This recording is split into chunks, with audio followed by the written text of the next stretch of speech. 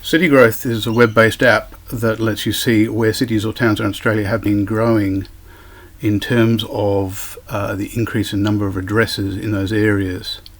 And it does this across Australia using G-NAF as the basis of the app, using the date created information that comes with the G-NAF data set, obviously, as well as a location.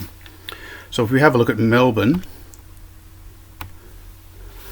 straight away we can see the percentages, or the areas around Melbourne that have the highest percentage of increase in addresses are around the fringes, which is what you expect in Australia, with a significant amount of development on the fringes in new land release areas.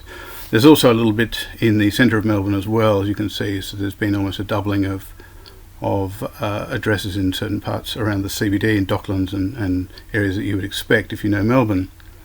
Interesting enough though, if you look at the volume, even though the outskirts of Melbourne have the majority of the percentage increases, the actual volume increases are actually in the centre of Melbourne.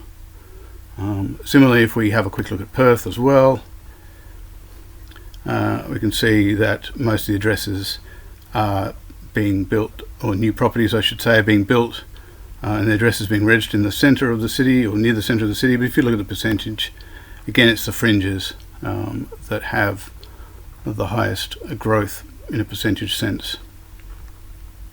We zoom out a bit and have a look at the country a bit more, perhaps not that far out. Come back. You can see the kind of percentage increases citywide that are occurring in Melbourne around the 30% mark, and Brisbane and Gold Coast around the 40% mark. Melbourne a little bit lower. So that's City Growth, built using G-NAF, using the G-NAF loader which I put together for the G-NAF Open Data release a few weeks ago, building on top of that by basically converting G-NAF into a bunch of hexagons to make it easy to visualize changes across Australia. Thank you.